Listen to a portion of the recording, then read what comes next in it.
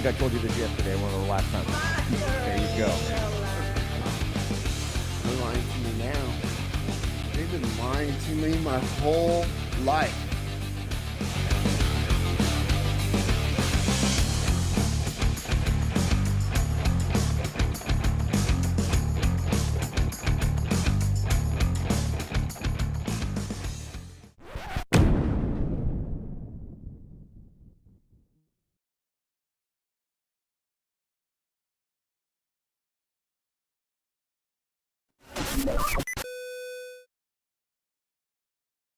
Good morning from Las Vegas. Gilbo here. Jeffy C's out on assignment. Welcome to the Useless Eater Show. Thank you, Fan. Love the shirt. Jeffy loves his as well. Excited to be on the stream this morning. Something new today. I worked on it yesterday. I was able to get Rumble Studio to work. So now I'm able to stream to two different platforms. I was going to try to stream to X, but I don't know how to do it yet. So that'll be the next thing to learn. I thought I had it set up, but yeah, I don't even understand where to go watch streams on X yet. I spent a lot of time on there yesterday exploring, and I got so much to learn. And then this morning I tried to get this up and running, and you have to go into Rumble Studios or Rumble Studio, and you have to set everything up ahead of time, along with having the show going. And it's an interesting thing to learn how to do. Once I learn how to do it, I want to figure out how to stream to maybe to Facebook or to Instagram, or see if I can push it out to many more places. But yeah, excited to be on doing the show today. Got a couple clips that I put together from yesterday. Let's see what I found here. There we go. Let's pull up that folder so we can see it. All right, this first one was from I think it was Thursday. President Trump visited the border, and he talked about some migrant crime, and he actually had one of the mothers who lost I think the girl's name. She was 12 years old. Her name was Jocelyn Ungary, and right to that first clip here. Also with us is Alexis Nungary and Hoamel Guevara, the loving mother and uncle of precious Angel Jocelyn Nungary. Jocelyn was a 12-year-old girl from Houston whose life was stolen by two criminal illegals that Harris freed into our country for no reason whatsoever. They were known as monsters. 2 months ago, after walking to the convenience store, these criminal migrants kidnapped Jocelyn, tied her up for 2 hours, violently assaulted her, and strangled her violently to death. Charged with Jocelyn's wicked murder are two illegal aliens from Venezuela who came across our border. Just walked across like there was nothing to it. Couldn't do that 5 years ago, 4 years ago. They were in Border Patrol custody. They were gotten, they were nabbed, and were then released into our country. Alexis, we cannot fathom your pain. There are so many people that are going through this pain. But we pledge to always hold Jocelyn in our hearts. And Alexis, I'd like to have you maybe come up and say a few words. Thank you very much.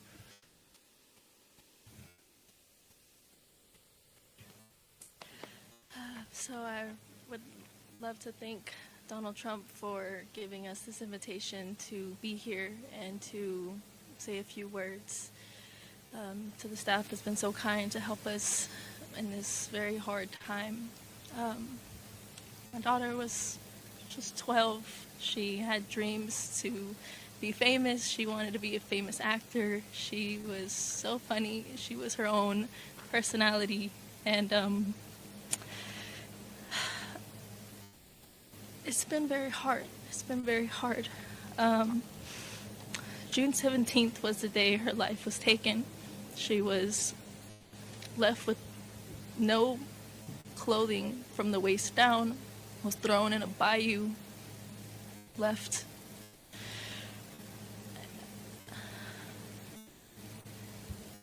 Was strangled to death.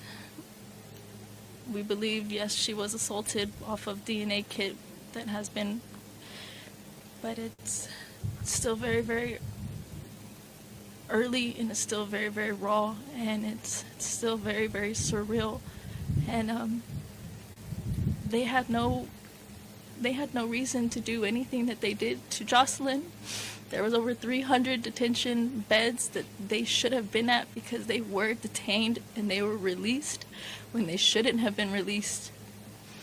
One had an ankle monitor, didn't stop anything.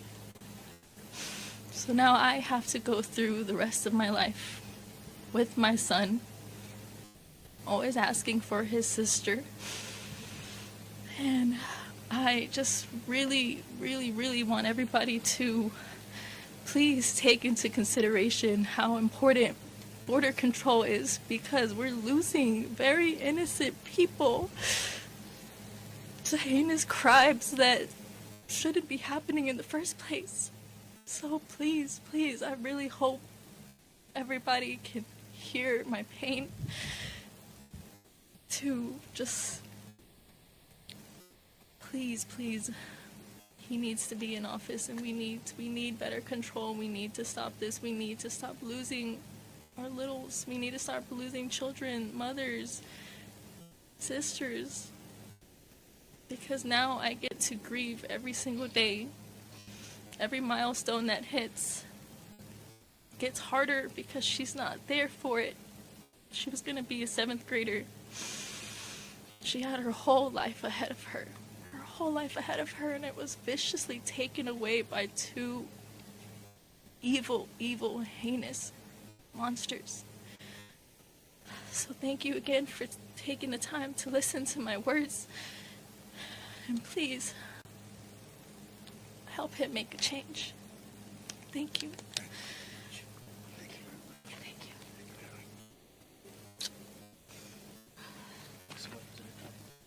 Just take care of yourself, okay?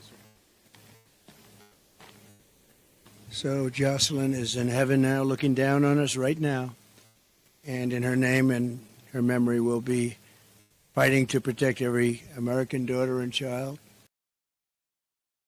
Yeah, that was a heart-wrenching story. I'm glad that I watched it and heard from Jocelyn's mom. You know, we hear about some of these things in the news, and until you connect to the actual families that have experienced the grief and the loss, I mean, you can barely even imagine. And then to hear from Jocelyn's mom, Alexis, there, wow, that's just a horrible, preventable, avoidable tragedy. And what I find about Donald Trump is he has the courage to go meet these families and to talk to them and to hear their stories and to comfort them. And we haven't seen that out of the person who's been occupying the White House. We haven't seen it out of the border czar. We haven't seen them own up to their policies that have just, caught these people and then put them on detention and then release them out into our public. And yes, crime's going on. There's terrible, terrible crime going on by U.S. citizens, but there's also crime going on by illegal aliens who have come to this country illegally, and they're in our country. They've already broken one law by just coming here, and then we've let them loose, and they don't feel like that they have to adhere to laws or to common decency or to being, they're not, I mean, I imagine there's some, probably large amount that are grateful to be here and going to follow our laws. But if they've broken the law to come here, what makes you think that they're not going to be willing to break other laws? And some of these are just the most violent, evil, you know, repeat offenders that have already killed and murdered, in their own countries, and already killed and murdered here before, and they've been released and let back. It's just terrible. It's a heart-wrenching story. And I think this next clip is, I think it was yesterday, or yeah, I think it was yesterday. Donald Trump went to, it was the third anniversary of the horrible, terrible withdrawal from Afghanistan, where we left like $85 billion worth of military equipment. We basically armed the third world militarily with all the equipment that we left behind in Afghanistan. And I don't even know how many soldiers and military that we had there that were also hurt and maimed and lost limbs. That'd be interesting to go investigate and understand more about. But there was 13 that lost their lives and gave the ultimate sacrifice. So here he's at the wreath ceremony.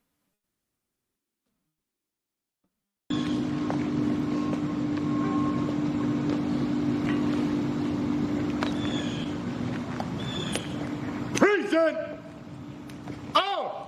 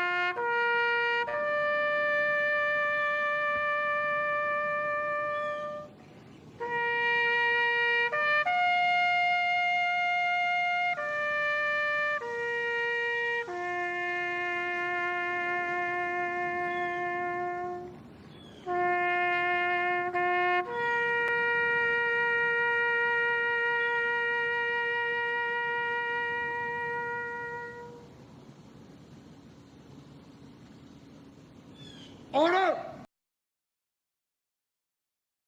Yeah, that was to remember the 13 fallen heroes that died in Afghanistan during the country's biggest embarrassment militarily as that we've ever experienced. It's far worse than Vietnam. I mean, we all remember the pictures of the people clinging to planes and planes taking off and bodies falling, and it was a horrible, horrible moment in time for our country. And of course, where was our president or our vice president yesterday for that event? Did they have time? Or do they even recognize? Are they even holding a news conference to even talk about it? No, it's just like it's the past. They're just looking the other way. So some big news. Somebody else who was a former Democrat has joined and endorsing Donald Trump. Let's go to this next cut here. It is a privilege to be here with all of you, my brothers and sisters in uniform, especially on this day of all days. I had the privilege of joining President Trump this morning at Arlington Cemetery, where he joined two Gold Star families and loved ones of Staff Sergeant Hoover and Sergeant G, both of whom were two of the 13 killed in the Abbey Gate attack 3 years ago today in Kabul. And I can tell you, as we were there, as he laid a wreath at the tomb of the unknown soldier, joining these Marines' loved ones, I felt the sorrow that he shared with them in their loss. I felt and saw his sincere appreciation for these servicemen and women who paid the ultimate price and their loved ones who continue to grieve to this day. This is personal for me, as I know it is for so many of you here. This is real. It's not just words. I first deployed to Iraq in 2005 with the Hawaii Army National Guard as a member of Charlie Med.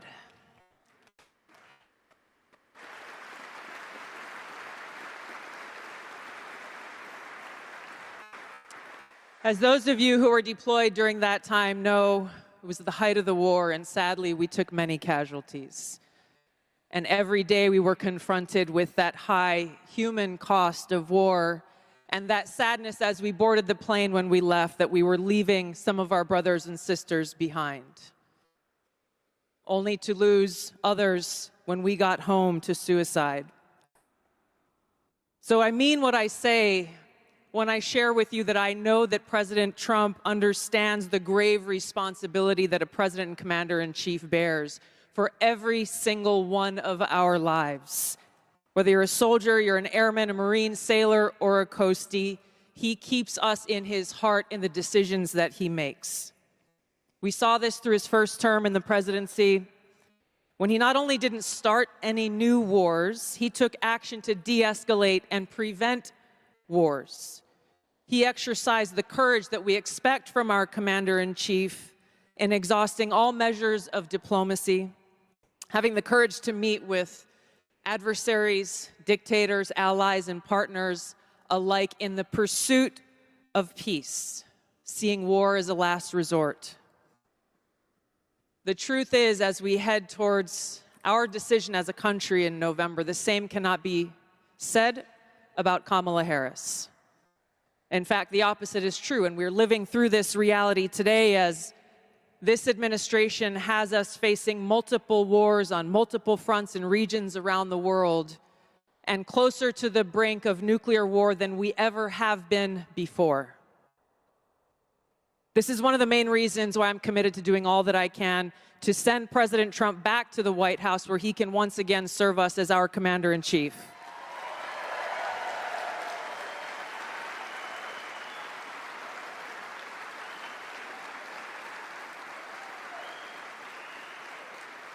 Because I am confident that his first task will be to do the work to walk us back from the brink of war. We cannot be prosperous unless we are at peace. And we can't live free as long as we have a government that is retaliating against its political opponents and undermining our civil liberties, weaponizing our very institutions against those they deem as a threat. Kamala Harris has done this over the last 3.5 years. She won't hesitate to continue that if she is elected as president.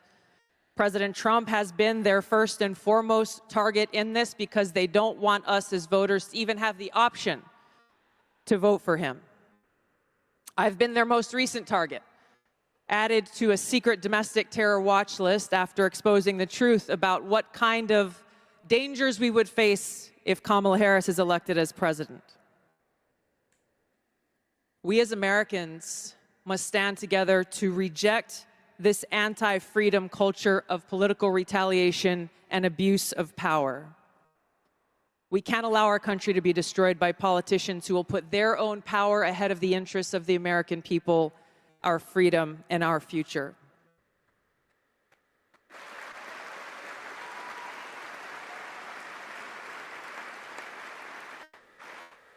I am proud to stand here before you today, whether you're a Democrat, a Republican, or an independent. If you love our country, as I do, if you cherish peace and freedom as we do, I invite you to join me in doing all that we can to save our country and elect President Donald J. Trump and send him back to the White House to do the tough work of saving our country and serving the people. Thank you very much. Thank you very much, Mr. President.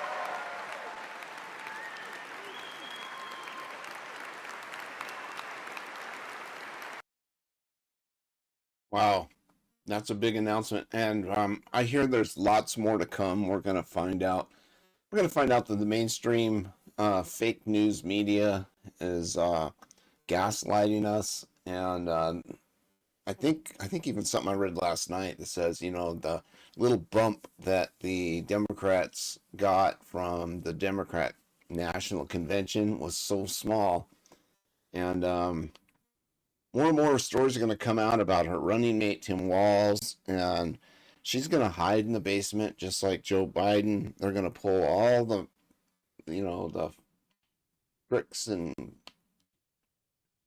their evil playbook to try to steal this election. But my hope is, and my support goes to Donald Trump. And I hope that when he gets reelected, and I think Tulsi Gabbard will have a place in his cabinet, or if not in his cabinet, doing something important to help. She's an American hero.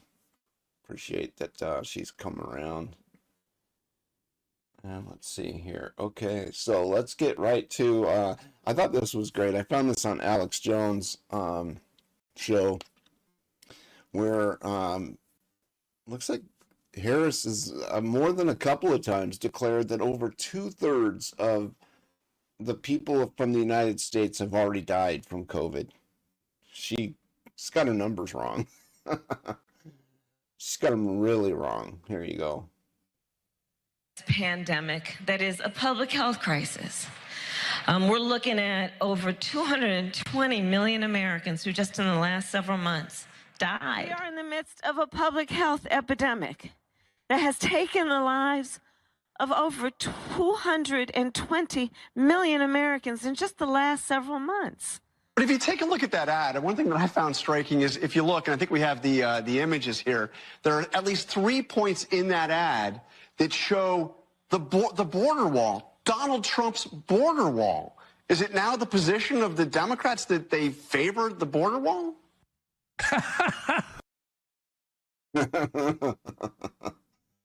Yeah, I mean, I just can't. I'm really looking forward to the debate. I don't know if the debate really will go through, but I think it's scheduled for September 10th with ABC. And I think one of what I read something last night, like something to do with whoever's running that is, or I gotta go back and read the article, but it seems like if the debate goes on with ABC, that Donald Trump's going to be in hostile territory.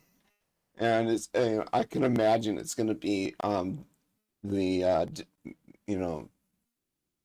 ABC and Kamala against Trump. It's have his hands full, but I'm really looking forward to her coming out. And I guess I got to ask the question: why hasn't she sat down for some interviews? Why isn't she coming out every day and talking to us? They don't want her to come out and talk to us. I think it was Quentin Tarantino did an interview recently where he's like, I think it was with Bill Maher, and he's like, she needs just to be quiet. Don't come out. Don't say anything. She doesn't need to talk about what her policies are going to be. She doesn't need to come out and answer any questions. She doesn't need to, come out and talk about anything of substance. Just keep churning out their marketing campaign. They've got millions and millions of dollars to spend, the Democrats do. And they're going to spend it, and we're going to see all the ads come up on TV. And I would suggest, as Ivan Raiklin talked about in his report yesterday, that we turn off the fake news media, we turn off the televisions, and try to find our information in other places. And one of the things we've done in the lower third is we've got a couple of different places that I go to, and Jeffy C goes to as well, to get our information. I spend a lot more time on X now. I love Citizen Free Press, The New American. I miss Steve Bannon. Free Steve Bannon. Come on. I mean, right now, and this is total election interference. Natalie Winters is awesome. She's totally stepped into the role. She went on a rant yesterday that was, she's coming to her own. I'm really proud of her and grateful for the War Room. Matter of fact, that was the place that I turned to when I turned off the fake news media. the night of the election, or actually it was probably the next day, when I realized, like, I've been hoodwinked. I thought I was getting the truth from Fox News, and I realized right away, especially when they called the election the night before, I was like, yeah, these guys, they've been lying to me my whole life. Crazy. All right, let's see. Let's go to that. So Kamala thinks it was 220 million people that died due to COVID. She just doesn't know what she's talking about. All right, I think this is an ad for her. Here we go. Here's a Kamala ad. I've got the joy, joy, joy,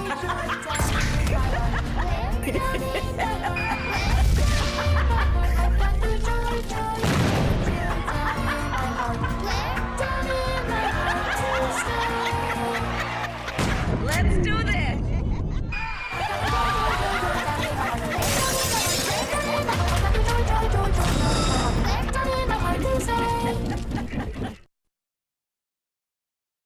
Part of the new Joy campaign.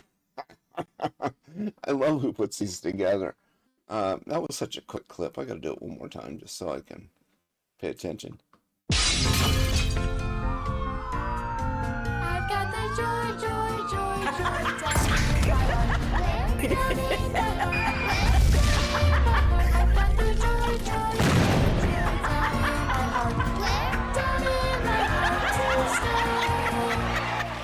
Let's do this.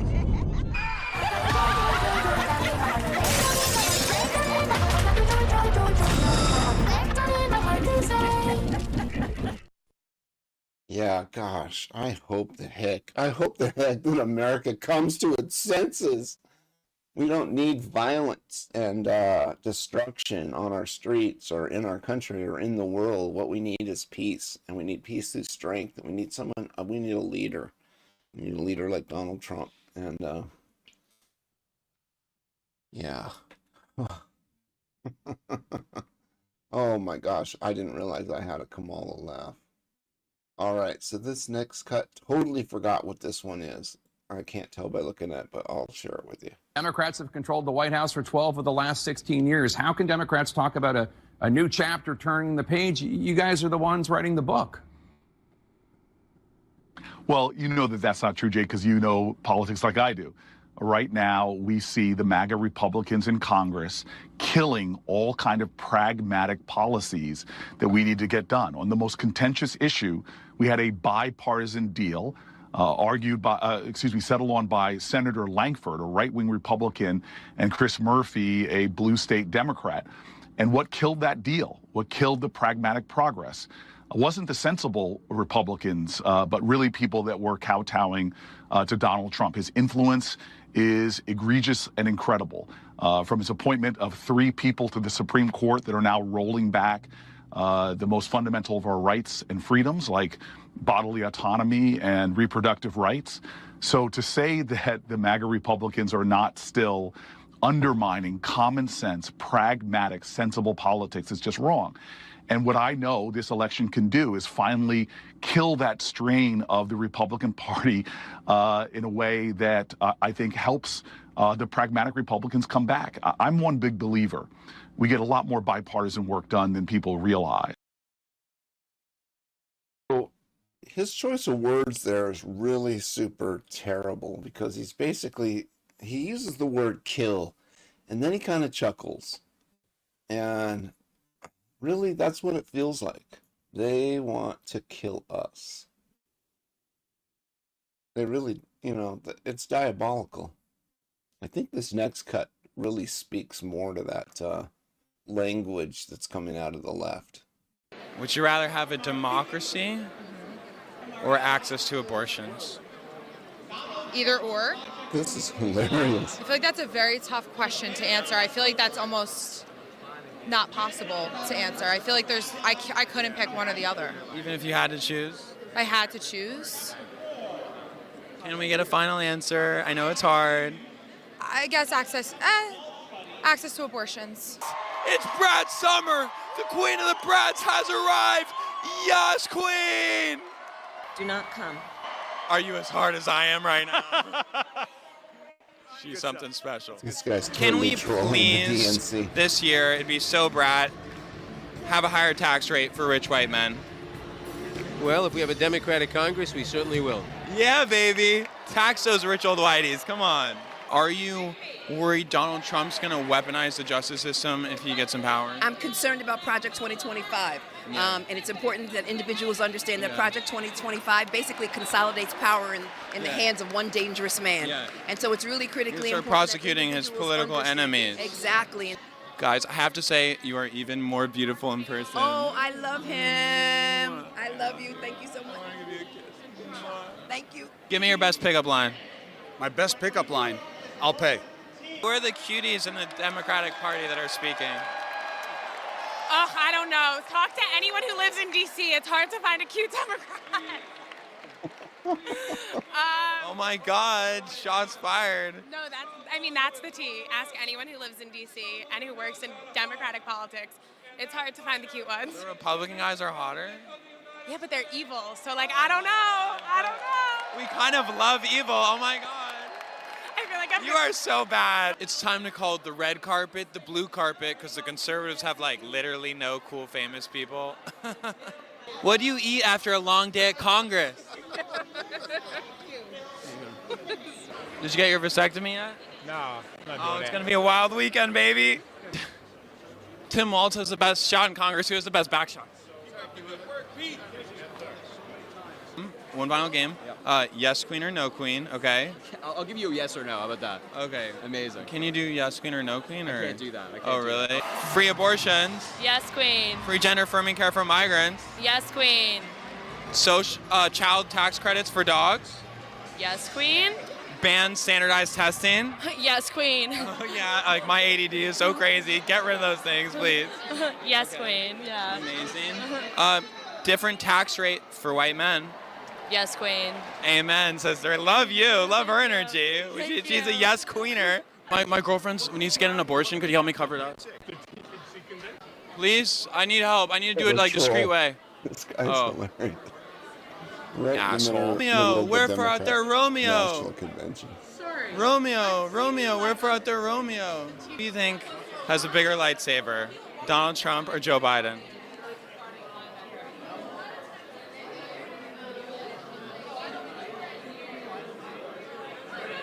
I mean, come on. Really? And what's the best way a guy could approach you? Approach me, I guess, with a microphone and a seersucker suit, a microphone, and my daughter. Could I be a good stepdad? So some Gen Z doubters of Kamala have noted her record persecuting people for weed. I'm a stoner. I use it for PTSD. Do you think that era is so over? She's so over that? I think that even in the period of the Biden-Harris administration, they have been working very hard in order to say no. What about Coke and stuff? Excuse me? What about Coke? And her, I would have to look at it, but Decriminalize the drugs, baby. Thank you, sir. Coke for the boys. Thank you. Another old white guy, am I right? Is Kamala so us? She's so us because she's brat. Kamala is brat. She is so brat. What does brat mean? Brat is you're a party girl, but you go out at really late at night and you fall asleep with all your makeup on.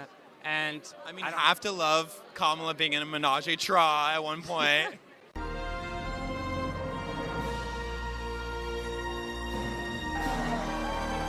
Brat Summer.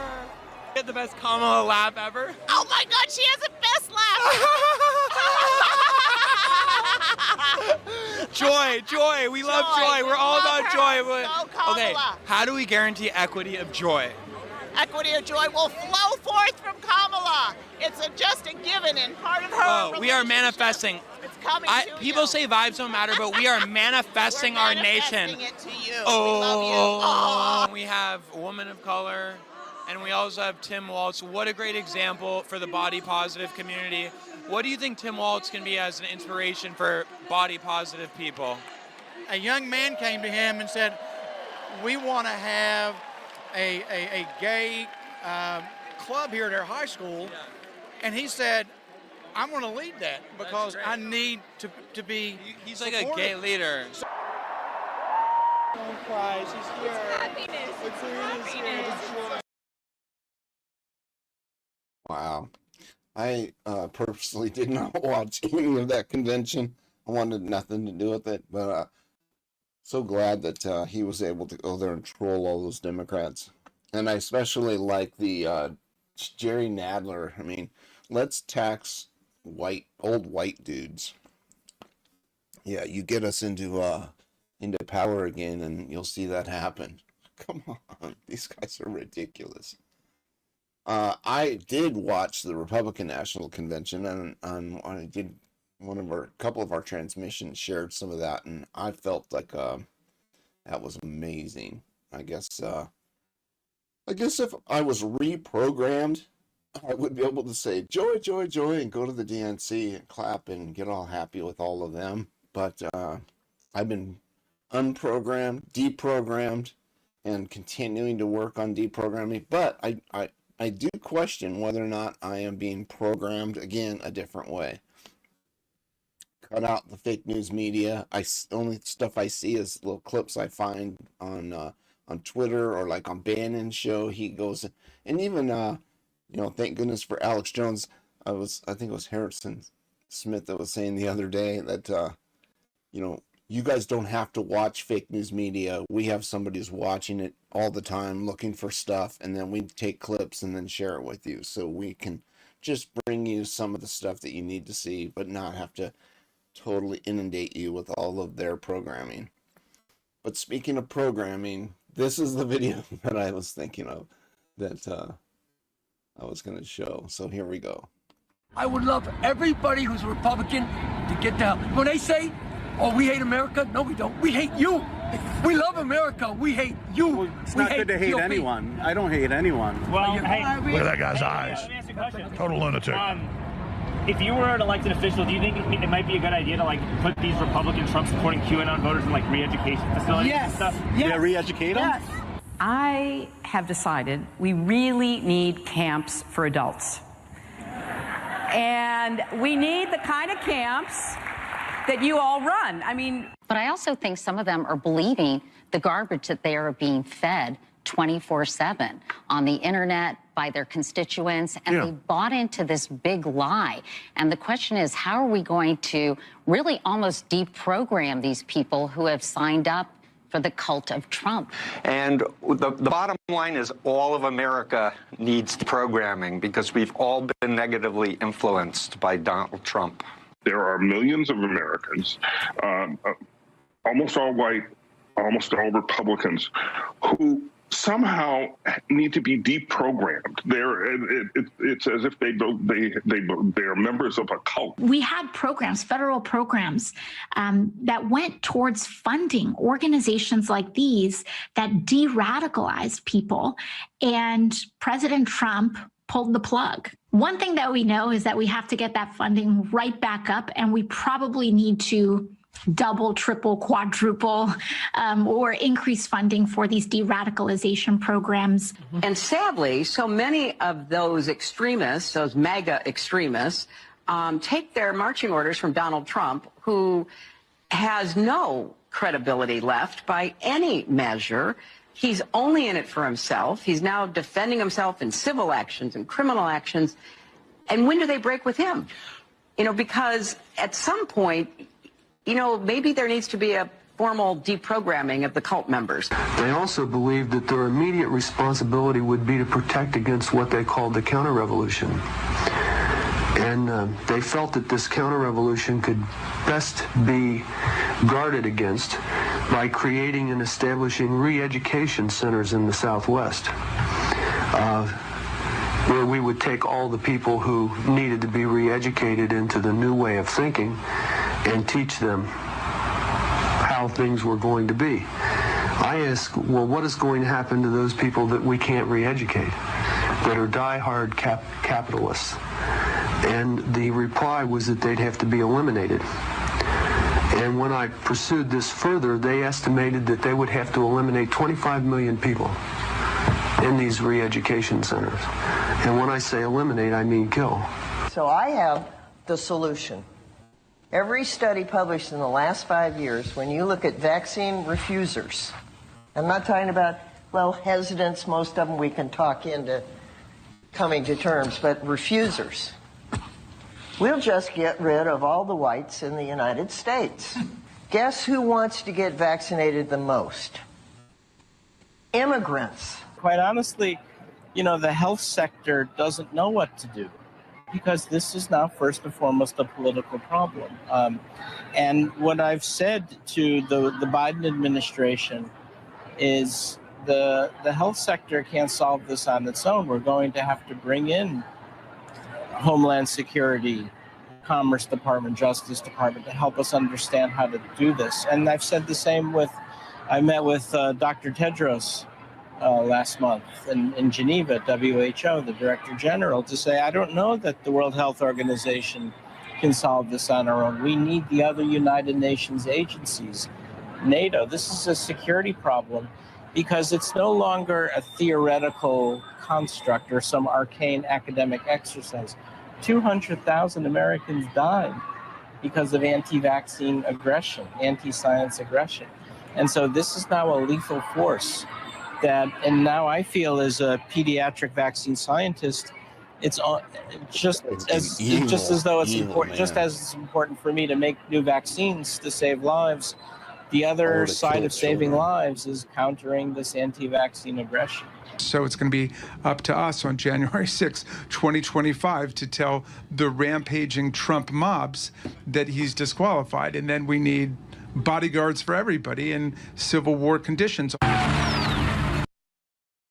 Yeah, there you have it. One side wants to deprogram the other side. Yeah, I mean, I've been programmed my entire life and didn't realize they were lying to me the whole time. And I question everything, even the new programming that I pay attention to and watch. And I hope and pray that that Donald Trump wins the election, first of all. But I hope and pray that if in fact it gets stolen, or if in fact the country goes the other way and decides to go communism, that I don't get sent away to be de-radicalized. But here I am putting myself out there for the world to see, to say that I support Donald Trump. Now, I want to do a little test. Oh, by the way, Jane T, I missed your comments yesterday. I saw your comments after the show. Thanks for tuning in. I was doing a little test last night trying to get this to multi-stream on 2 platforms, and I saw your comment. Thanks, Jane T. And FinFan, I miss you. I apologize. We haven't been able to get this. We had a show on Sunday morning, but we're still working on trying to get into a groove where Jeffy C and I can get together and do a show together. Right now, I think we got 1 or 2 days a week, and we're going to try to do some more. In the meantime, I don't want to stop. And I know Jeffy C has been working on getting his system set up so that he can live stream solo as well. And looking forward to seeing that. But I want to do a little test now, because in the future, I think what we want to do is we want to kind of open the show and multi-stream, and then we want to direct people to come over to Rumble and watch the entirety of the show on Rumble. And also, once I figure this multi-stream out, I'm going to also be able to be streaming into a locals channel. So I'll be working on getting a locals page up and running.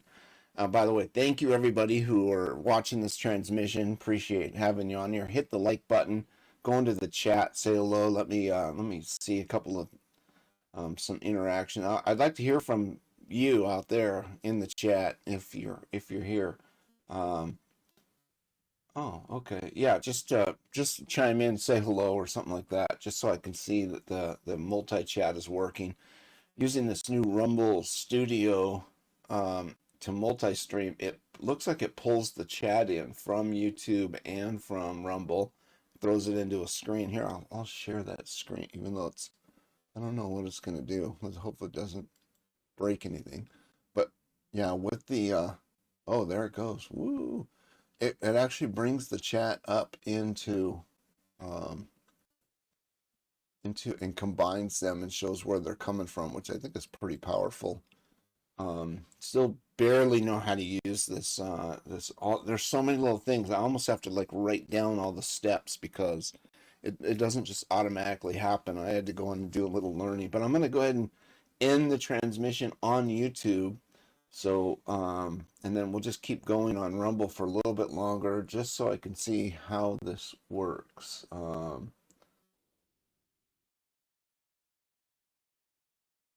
No, that doesn't do it. That just takes you to that channel. Let's see if I can. No.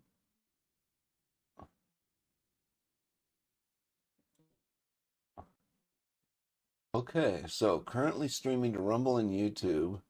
Normal stream is available on all platforms. And then I'm going to go Rumble only.